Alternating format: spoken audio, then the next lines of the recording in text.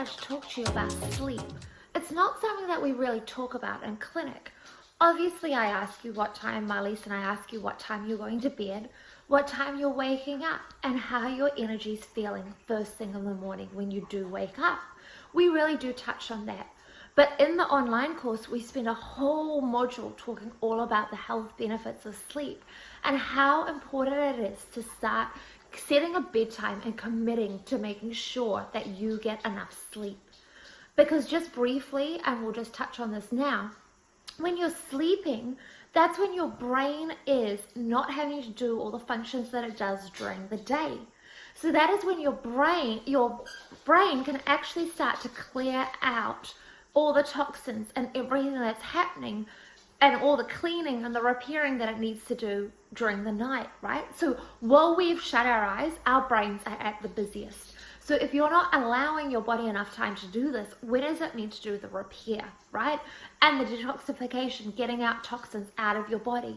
Because remember, our brains are a major source, they're mainly fat, right? What stores in fat? Toxins. So it's storing in your head. So it's crucial, but that's nothing new, right? We all know that you need to get sleep.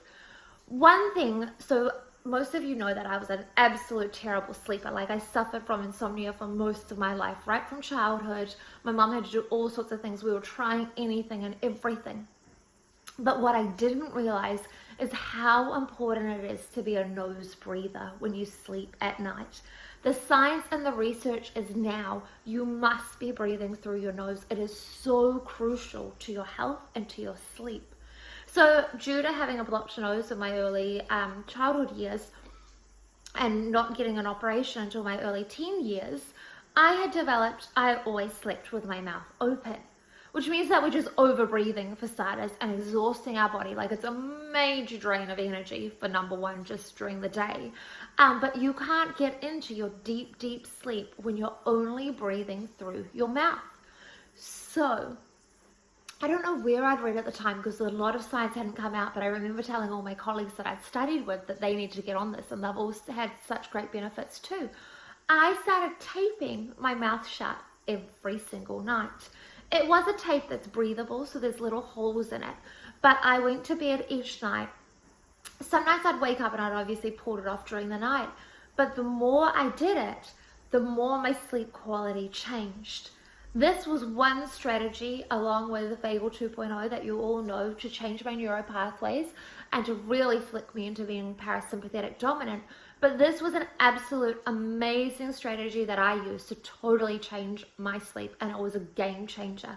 A lot of you are struggling with your sleep, getting to sleep, the quality of sleep. So there's all different reasons why this is happening. But I just wanted to share with you this one technique. First of all, I want you to work out straight away, are you a nose breather or a mouth breather?